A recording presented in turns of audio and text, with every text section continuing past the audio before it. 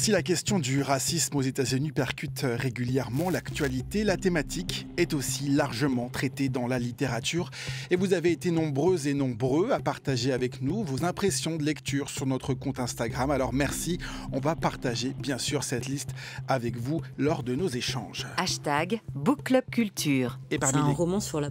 Et parmi les grandes figures de ce combat, il y a ceux et celles qui ont mené la bagarre dans la littérature, Richard Wright, James Baldwin, Ralph Ellison, et ceux et celles qui ont transformé leur valeur en actes, Martin Luther King, Malcolm X, Angela Davis ou encore Harriet Tubman. Toutes et tous sont au cœur des livres que nous feuilletons ce midi avec nos invités, bien sûr, et avec nos lectrices. C'est un roman sur la porosité entre le bien et le mal. Et pour moi, ces écrits sont encore très pertinents aujourd'hui des deux côtés de l'Atlantique. Et c'est un livre qui m'a énormément touchée, dont il faut parler, qu'il faut partager. On ne peut pas faire plus clair. France Culture, le Book Club, Nicolas Herbeau. La voix de Manon, Louise et Rachel, nos lectrices du jour, donc qui participent, c'est notre promesse. Vous le savez, à la construction de cette émission. Bonjour Denis Laferrière. Bonjour. Vous êtes écrivain, académicien et vous publiez chez Grasset ce petit traité du racisme en Amérique. Vous êtes né en 1953 à Port-au-Prince, je vais y arriver, à Haïti, dans ces années d'après-guerre où les questions raciales, les questions d'identité figuraient au premier plan des romans américains. Je les ai cités, Richard Wright, Ralph Ellison ou encore James Baldwin. À quel moment de votre vie vous découvrez ces romans et ces écrivains ? Oh, on ne sait pas, en Haïti, il n'y a pas... Enfin, je n'avais pas de bibliothèque chez moi, ou peut-être, je ne sais pas à combien de livres on a une bibliothèque, une dizaine. Et les livres rentrent et sortent grâce aux amis qui nous prêtent certains livres, et on en prête aussi. Mais il y a eu quand même des effets de la négritude, ce qui fait que j'ai entendu ces noms très tôt, James Baldwin, Richard Wright, un peu moins Ralph Ellison, et puis aussi surtout les chanteurs de blues, les musiciens. Il y a une tradition, une transmission orale aussi ? Oui, surtout à la radio, j'écoutais, il y avait d'autres gens qui lisaient et qui en parlaient, comme on fait là en ce moment, et j'écoutais, j'attrapais les noms, et puis j'essayais de trouver s'il y avait des livres usagés à bon marché devant la cathédrale, où je pourrais lire ces écrivains-là, qui étaient quand même importants pour la culture de l'époque, pour l'identité. C'était la grande fièvre de la négritude. Après Césaire, après Jean Price Mars et d'autres écrivains comme Senghor, on passait du côté américain. Pour échanger sur le racisme et la ségrégation aux États-Unis, nous avons convié Jean-Pierre Montal. Bonjour. Bonjour. Vous êtes vous aussi écrivain, auteur de nouvelles et de romans, mais également éditeur aux éditions du Cherche-Midi, qui viennent donc de publier ce livre signé Robert Penn Warren, Au nom des Noirs. Quelle est l'histoire de ce livre ? Il a été publié en 1965 aux États-Unis, traduit en français et publié seulement aujourd'hui, en 2023. Qu'est-ce qui s'est passé entre-temps ? Ce qui s'est passé entre-temps, c'est que, en fait, c'est un livre qui avait le statut d'un livre très différent dans l'œuvre d'un géant comme Penn Warren. C'est-à-dire qu'il faut, pour parler de ça, il faut resituer un tout petit peu l'ampleur littéraire de Penn Warren, puisqu'en France, il est un petit peu on va dire, en deuxième rideau, un peu derrière Faulkner, et puis ensuite il est coincé, je pense, entre deux générations. Il est coincé un peu avec Faulkner qui lui fait de l'ombre, et puis derrière une génération de, on va dire, pour faire vite, Styron et Tom Wolfe qui lui font de l'ombre dans l'autre sens. Et en revanche, ce qu'on sait peu, c'est que donc c'est l'homme aux 3 prix Pulitzer, pour le dire rapidement, c'est-à-dire qu'il a un prix Pulitzer pour son roman Au nom des Noirs, et ensuite il a 2 prix Pulitzer à plusieurs années d'intervalle, à quasiment 15 ans d'intervalle facilement, pour son œuvre poétique. Donc c'est un écrivain qui avait une image très littéraire au sens grand roman, grande fresque, comme il sait les faire, comme par exemple Le Cavalier de la Nuit, son tout premier roman, qui est un roman très très puissant sur la lutte contre la création des trusts dans le marché du tabac. Et puis son œuvre littéraire. Et entre les deux, il y a cette expérience assez unique, Parce que Pen Warren, c'est l'écrivain du Sud, j'allais dire, c'est l'écrivain du Sud typique, c'est-à-dire qu'il a été élevé dans une société... il a été élevé dans la ségrégation, il avait des parents qui travaillaient comme planteurs de tabac, donc il était complètement façonné par le Sud, par la culture du Sud. Et il a mené ce travail sur son évolution, qu'est-ce que je dois faire, qu'est-ce que je vois, qu'est-ce que je ressens face à la société ségrégationniste. Et à partir de là, il a fait ce livre. Et donc ce livre avait un statut très particulier parce que, on y reviendra peut-être, mais ce livre a une forme très particulière. Oui, il est basé sur des entretiens que Pen Warren a menés durant de longs moments avec ces grandes figures, donc notamment du mouvement des droits civiques aux États-Unis. Il a rencontré Martin Luther King, Malcolm X, James Forman, des écrivains aussi. Il enregistre tout cela et ensuite il retranscrit, et c'est ce qui est contenu dans ce livre Au nom des Noirs, avec aussi des commentaires que fait l'auteur sur le contexte, sur qu'est-ce que l'auteur, enfin qu'est-ce que la personne, l'interviewé a voulu dire.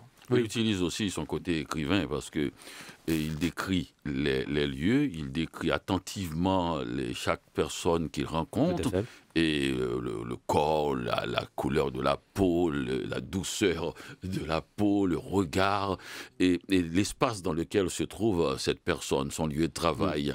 Donc il y a ce côté récit, et aussi ses émotions, ses humeurs, comment il voit tout cela. Et c'est ce qui donne aussi la force à ce livre. Oui, c'est-à-dire que l'écrivain ne disparaît pas totalement. En revanche, il y a une sorte de méfiance de la littérature, j'allais dire, face à cette question. C'est-à-dire que, par exemple, à un moment, comme vous le dites, il peut faire des portraits, il peut faire exister un endroit, une salle, une atmosphère. Par exemple, c'est très marquant quand il va rencontrer Malcolm X. On sent qu'il est impressionné par Malcolm X, que Malcolm X ne laisse aucune prise, que c'est très prenant comme moment. Tout ça est rendu de façon assez littéraire. Mais parfois, le livre, par exemple, change de forme subitement, il est assez moderne pour ça, et devient son carnet de notes, chapitré rapidement comme un carnet de notes. Parce que, comme il le dit au début du livre, il vise ce qu'on vise tous, mais ce qui est encore plus dur quand on écrit, c'est-à-dire qu'il vise un certain niveau d'honnêteté. Et ça, c'est difficile quand vous vous mettez à faire de la littérature. Je pense que tout à l'heure, on évoquera sans doute Styron. C'est un bon vieux protestant. Il veut être honnête, il veut que tout paraisse dans le livre. C'est écrit enregistrement, telle date, je viens d'arrêter l'enregistrement, je vais reprendre plus tard. Et il décrit, il voudrait bien que le lecteur sache que ce qui est lu là, c'est ce qui s'est passé. Et les gens... Et ça crée une émotion quand même intéressante pour le lecteur. Et parce que dans ces histoires-là, datées, et dans ces périodes où l'idéologie était tellement importante, on ne s'intéressait qu'à ça, brusquement, d'entendre les gens, de les voir bouger, d'avoir l'impression que quelqu'un est en train d'attendre qu'on reprenne l'interview, c'est pas mal comme sensation. Et alors juste un mot, Jean-Pierre Montal, sur qu'est-ce qui s'est passé jusqu'ici. Si c'est le statut un peu particulier de ce livre qui fait qu'il n'a pas été traduit en français, qu'il n'est pas arrivé jusqu'à nous durant toutes ces années ? Oui. En gros, je pense que on a redécouvert l'œuvre de Pen Warren par les romans, d'ailleurs quasiment pas par la poésie, et par les romans. Donc c'était un romancier qui devait écrire un certain type de roman. Ce livre est très particulier, comme on vient de le dire, c'est un des témoignages, road movie, réflexion personnelle, plus un article de journaliste et parfois même un bloc-notes. Donc cette forme-là l'a souvent envoyé vers des études universitaires et non littéraires. Dany Laferrière, on va évidemment s'intéresser aussi à la forme de votre petit traité du racisme en Amérique. Vous racontez dans le livre qu'un ami vous a demandé ce que vous aviez à l'esprit en faisant ce petit traité, et vous avez répondu « Je voudrais remettre de la chair et de la douleur dans cette tragédie qu'est le racisme ». On dirait James Baldwin, et que Pen Warren n'aime pas beaucoup.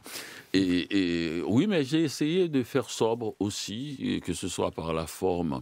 Et en lisant ce gros livre de Robert Pen Warren, j'ai trouvé, sans l'avoir lu bien sûr, puisqu'il vient de paraître, j'ai trouvé tous les thèmes, les personnages même, et comme ça, et certaines choses, par exemple, j'ai trouvé que... Et Martin Luther King dit qu'il faut que les Noirs soient des Américains et non des Noirs américains. Et que c'est là l'identité, si on n'arrive pas à cela, et ce que j'avais écrit dans ce livre. Donc pour moi, c'était une lecture intéressante de voir le côté extrêmement, j'allais dire, raffiné, dans le sens qu'on a enlevé toute graisse. C'est mon livre, et presque des haïkus parfois, et de petits portraits et qui n'ont rien à voir avec ceux de Pen Warren, et des portraits rapides. Et là, j'ai senti qu'il y avait tous les débats que Pen Warren a agités. C'est vrai qu'il y a entre les deux des correspondances, des thématiques communes, des personnages, des personnalités, des figures qui se répondent. On va écouter Manon, qui est notre lectrice, qui a lu votre petit traité du racisme en Amérique et qui nous dit ce qu'elle en a pensé. J'ai parfois posé le livre, je racontais des passages à mes proches. Je pense que j'avais besoin aussi de partager en fait ma colère et ma tristesse par rapport à ce qui était écrit. Parce que dans son essai, Daniel Laferrière, il relate certains crimes racistes, choquants. Et aussi le combat engagé de certaines personnes qui ont lutté contre le racisme et parfois au péril de leur vie. J'ai même eu du mal à trouver les mots pour parler de ce livre parce que le racisme est un fléau. Et c'est un livre qui m'a énormément touchée, dont il faut parler, qu'il faut partager, parce que c'est nécessaire. Vous dites, Daniel Laferrière, il faut écrire des livres qui intéressent les jeunes gens, notamment sur ces questions-là. C'est aussi pour ça que vous avez choisi cette forme un petit peu surprenante, mais ces petits haïkus, ces petits poèmes japonais, enfin, c'est la forme que vous prenez, et puis ces histoires un peu plus longues où vous prenez le temps de raconter qui sont les personnages, qu'est-ce qu'ils ont pensé, comment ils ont réagi. Oui et non, j'écris un peu comme ça, j'ai écrit L'énigme du retour, il y a des choses, j'aime beaucoup l'écriture éclatée, j'aime beaucoup donner, d'ailleurs c'est l'un des rares reproches que je fais au livre de Pen Warren, on le dit parfois ennuyeux. Et d'autres fois, ça peut être très riche aussi, comme le livre. J'ai toujours peur d'ennuyer. C'est là que je trouve mon côté, disons, et radical.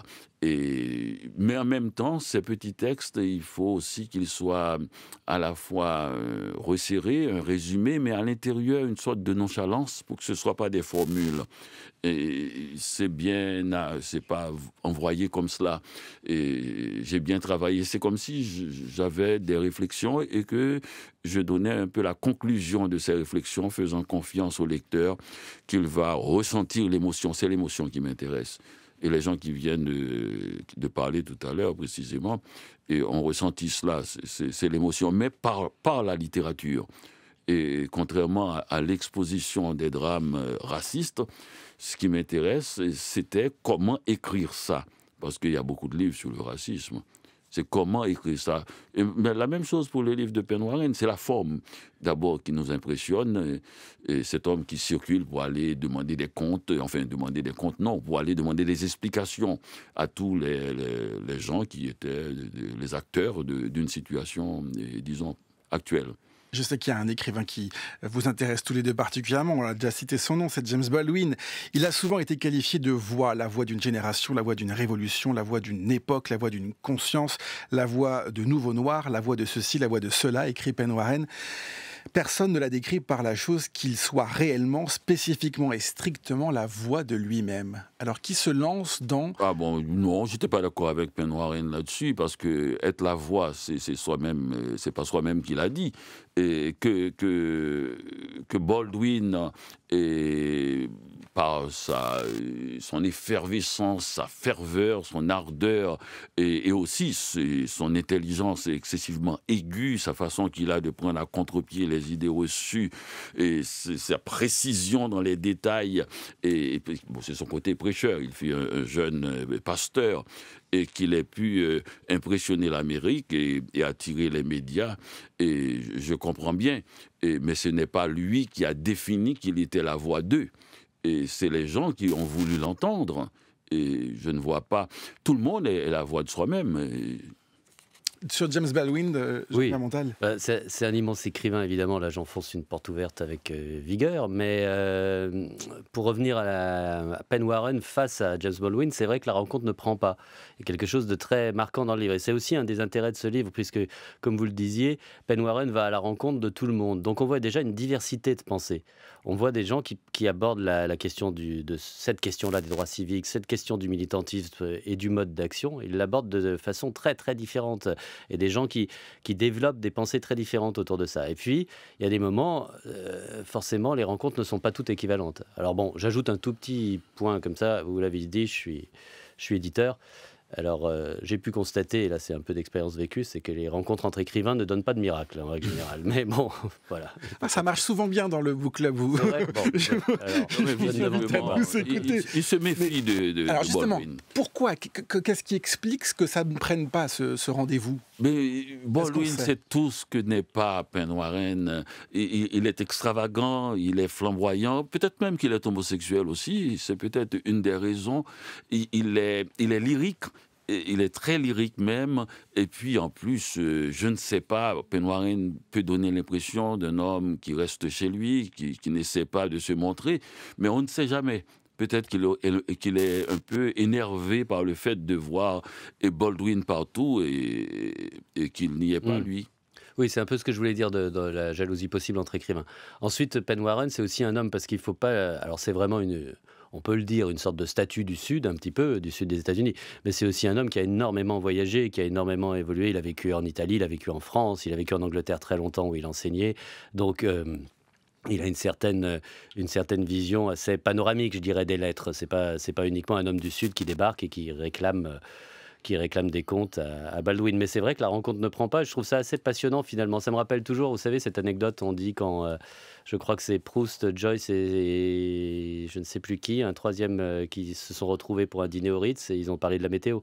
Donc je pense qu'il y a des moments comme ça, parfois, les choses ne prennent pas. Alors on va pas parler de la météo, mais on va continuer de parler de James Baldwin qui a une révélation en lisant Native Son, un enfant du pays, écrit par Richard Wright, un autre auteur très, très important.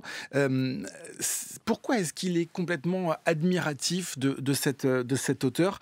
Vous écrivez, Dany Laferrière, et c'est très surprenant. Pour la première fois, les Blancs américains avaient assisté médusés au lever d'une famille noire, comme autrefois les Français assistaient au lever du roi. C'est la mère qui réveillait tout le monde et elle devait négocier durement, car chacun voulait rester 10 minutes de plus au lit. C'est chaotique dans la famille du jeune Bigger Thomas, carnavalesque même, mais je suis sûr que c'est le même rituel dans la plupart des familles américaines. C'est peut-être de là que sont venus l'étonnement puis le succès du livre. On dirait nous, c'est écrié un lecteur. Et vous avez souri un peu en lisant les 10 minutes que maman devrait négocier chaque matin. Mais c'est cela, brusquement. On n'était plus dans l'idéologie, dans le grand discours, dans les lamentations. On voyait les gens, on pouvait les voir par le trou de la serrure. Et c'est l'un des fondements du récit. Et c'est-à-dire que les gens s'agitent et qu'ils vivent sans qu'ils donnent l'impression de savoir que nous les regardons.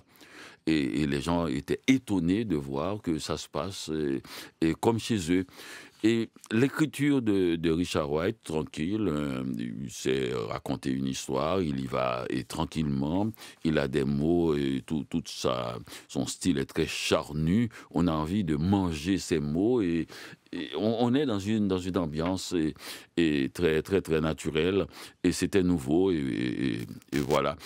Baldwin était impressionné puisque c'est son aîné et que Richard Wright est un homme bon. Il se démène pour les autres, il l'a fait pour Baldwin, il lui a fait trouver des bourses en France. Il passe un temps à s'occuper des jeunes écrivains et en même temps c'est normal aussi, il faut tuer le père, donc Baldwin a envisagé d'écrire différemment. Alors on va écouter Louise qui elle aussi a lu Baldwin et nous dit ce qu'elle en a pensé. Il y a une question à la fin pour vous deux. Je me suis intéressée à Baldwin en faisant des recherches sur Malcolm X. Et ce qui m'a absolument bouleversée dans son écriture, c'est déjà sa plume exceptionnelle et ensuite sa capacité à exprimer ses idées avec une économie de mots, d'une efficacité redoutable. On ne peut pas faire plus clair. Ce qui est intéressant avec Baldwin aussi, c'est qu'il a connu toutes les grandes figures des mouvements de libération des Noirs aux États-Unis, Malcolm X, Medgar Evers, Martin Luther King, qu'il a tous vu se faire assassiner. Et en fait, il était souvent là pour faire un pont entre tous ces grands hommes qu'on a voulu opposer, que ce soit les historiens ou les journalistes à l'époque. Et il a vraiment su montrer que dans ses écrits, que toutes ces personnes marchaient dans la même direction et se battaient pour la même chose. Autre chose, c'est que dans La prochaine fois le feu, il anticipe les événements et les mouvements idéologiques qui pavent les mouvements de libération des Noirs. Et pour moi, c'est aussi un peu un précurseur de l'intersectionnalité ou du panafricanisme, au même titre que Fanon, par exemple. Et il réussit à faire un lien entre les continents, c'est-à-dire qu'il réussit à faire un lien entre le destin des Noirs aux États-Unis et celui des Algériens en France. Et pour moi, ces écrits sont encore très pertinents aujourd'hui des deux côtés de l'Atlantique. Et ma question pour les invités, c'est j'aimerais avoir leur avis sur la pertinence des écrits de Baldwin aujourd'hui. Est-ce que les écrits de Baldwin sont toujours pertinents en 2023, Denis Laferrière ? Pour moi, oui, je ne sais pas, pour l'époque, je ne regarde pas trop l'époque, je ne sais pas de quoi elle se nourrit, mais c'est d'abord un grand écrivain, un essayiste, comme a dit cette lectrice, et c'est un essayiste de premier ordre. Et on voit bien, il a un ton qui peut monter à l'aigu extrême, et puis des fois il prend des basses, il aime beaucoup le blues, et donc on voit bien ça dans son écriture. Et des fois il monte, et personne ne peut le retenir à ce moment-là. Sa diction se mêle à son argumentation. Et c'est comme un enfant qui hurle qu'il veut manger, on ne peut que lui apporter à manger. Et cette dame a bien dit, il devient irrésistible. Et il sonne juste, il sonne vrai, et en même temps, on n'est pas sûr qu'il soit tout à fait honnête. Et c'est quelqu'un qui est capable de tricher et pour dire le mieux possible ce qu'il veut dire. Jean-Pierre Montal, sur cette idée de pertinence de ses écrits ?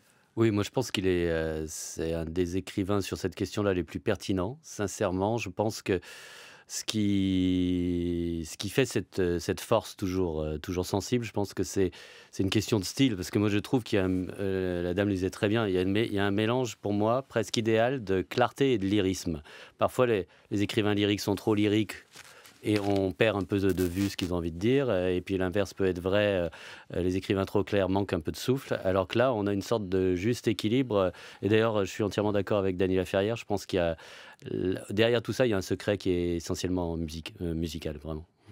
Notre lecteur, Ego Lecteur, qui nous conseille de lire notamment de James Baldwin, Meurtre à Atlanta, un pauvre sans sa propre odeur réelle ou supposée dans les yeux des autres. Être pauvre est particulièrement insupportable quand on est jeune et noir. Donc citation sur notre page Instagram de notre lecteur de ce roman. Meurtre à Atlanta, vous voulez dire un petit mot? Non, je voulais dire que le livre qui m'a vraiment fait découvrir Baldwin et c'est Personne ne sait mon nom. Et bien sûr, après le grand livre, les gens ont raison, c'est La prochaine fois le feu, mais Personne ne sait mon nom. Il faut imaginer un jeune écrivain de Harlem qui donne des leçons à Gide et de morale sexuelle, et dans ces 2 pages et demie sur Gide, où il dit cette phrase extraordinaire, il dit: le drame de l'homosexualité des hommes, c'est l'absence de femmes. Et il dit que Hollywood nous a habitués à tellement de rodomontades, à tellement de biceps, à tellement d'une sexualité hurlante et agressive qu'on a perdu cette histoire et ce que peut sauver Gide. Et je ne sais pas si c'était Catherine, sa femme, ou il dit c'est les lettres de Gide et que sa femme a brûlé. Et c'est là que se trouve le secret de Gide. Il faut qu'il retrouve cet amour et pour devenir humain. C'est quand même pas mal. Et comme pour un regard d'un jeune noir de Harlem qui parle de l'homosexualité, où il dit cette chose terrible encore. Il dit en 1953 à peu près, trouver quelqu'un avec qui l'on travaille, à qui on peut dire qu'on l'aime si c'est un homme, et rester au travail, c'est l'enfer. France Culture, le Book Club, Nicolas Herbeau.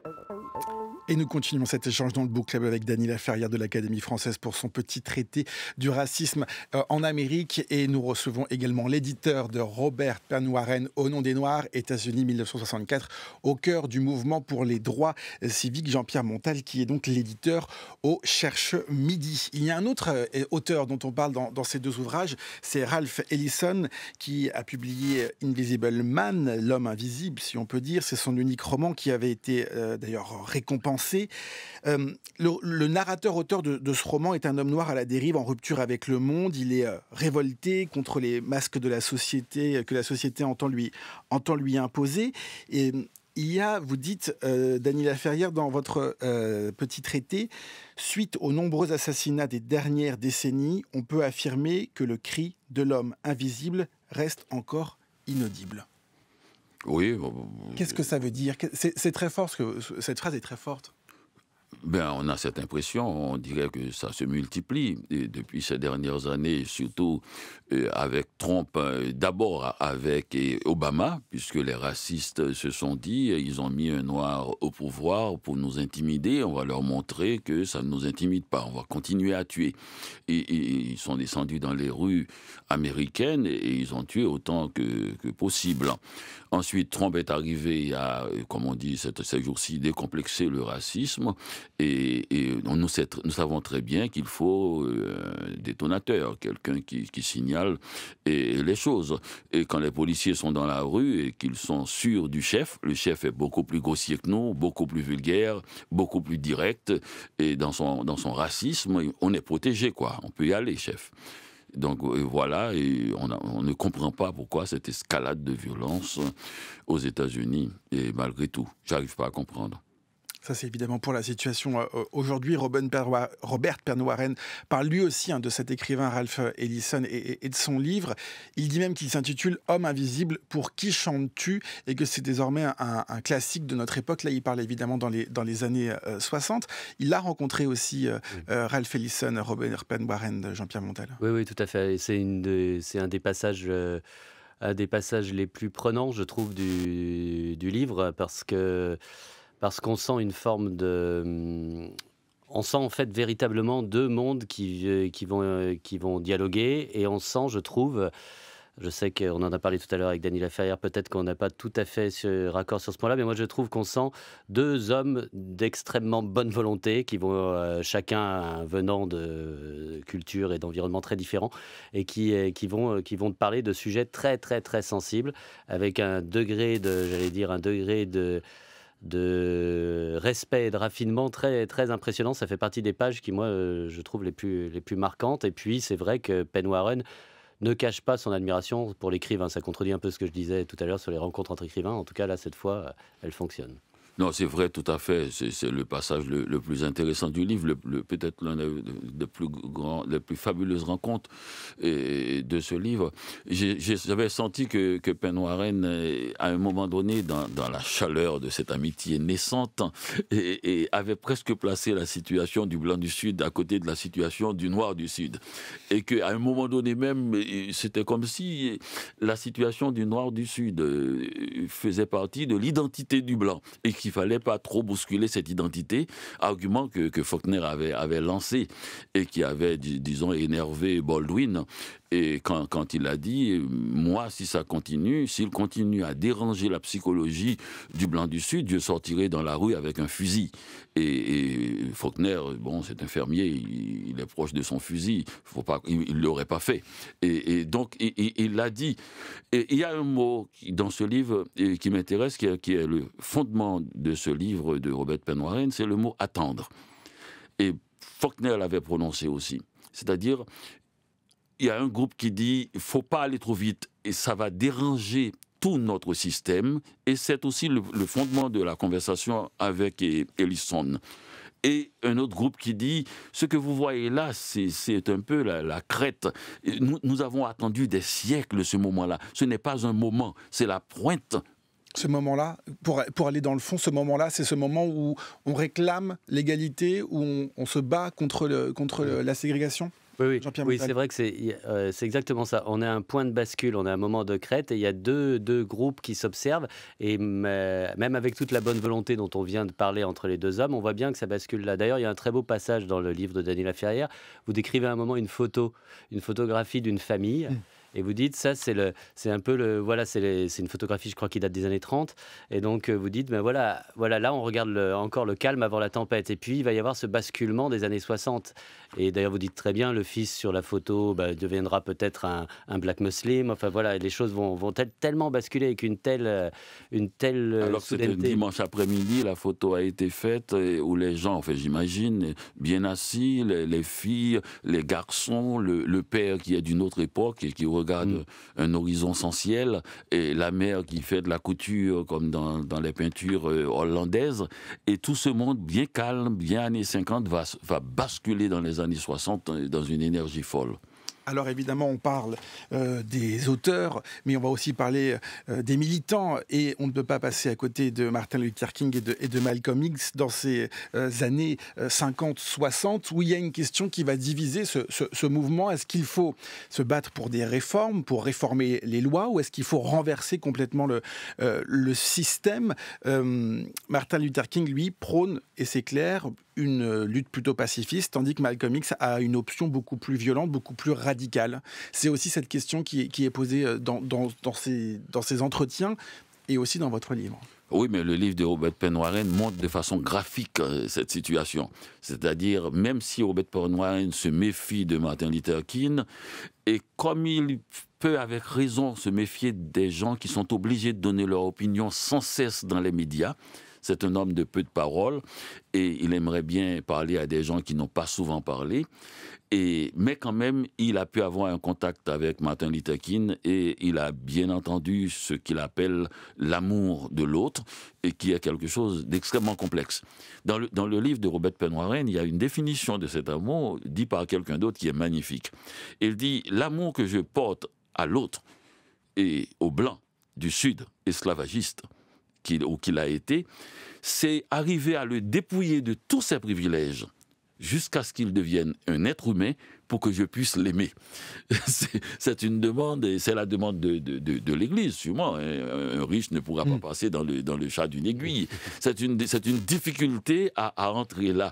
Donc c'est un peu ce que dit Martin Luther King. Alors quant à Malcolm X, il n'y a aucune fissure. Rien du tout. C'est la bataille directe maintenant, et puis que ça saute. Un mot rapide sur la rencontre avec les deux figures? Oui, c'est vraiment, évidemment, on le sait maintenant, il y a deux oppositions, puis on le savait à l'époque, il y a deux façons de voir la lutte de ce moment-là. Il y a un moment très prenant dans la rencontre entre Martin Luther King et Robert Penn Warren, c'est que Martin Luther King, on sent comme il y a un peu d'ambiance, si vous voulez, comme on vit un peu le moment.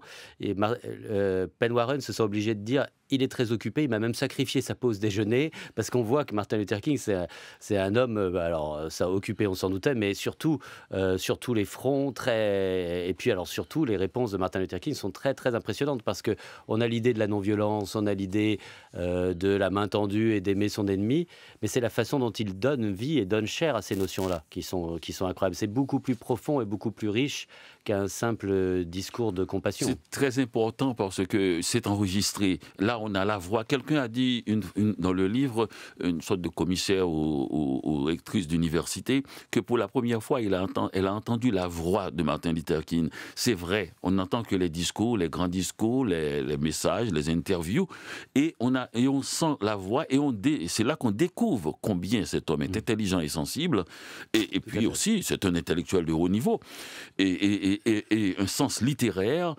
Il s'exprime avec force, avec intelligence, et il n'a jamais été désarçonné par Robert Penn Warren, qui lui a posé vraiment les bonnes questions cette fois. On peut aujourd'hui entendre ces enregistrements, Jean-Pierre Montal? Oui, on les trouve sur un site, oui, on les trouve, ils sont regroupés, on peut les entendre, et ça vaut vraiment le coup, et j'insiste sur ce que vous venez de dire, il y a un côté intellectuel de très haut niveau, c'est-à-dire qu'on sent toute l'articulation et toute la réflexion qu'il y a dans l'intervention et dans la discussion. Et la description est magnifique, il dit, Martin Luther King a l'air toujours de penser ce qu'il dit.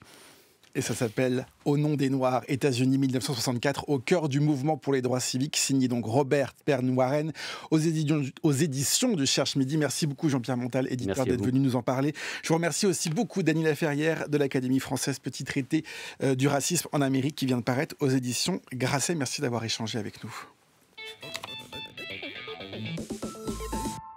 13h25 sur France Culture. Dans un instant, l'épilogue de ce book club. Mais avant, voici les quadritèmes de Charles Danzig, Les écrivains assassinés, épisode 2.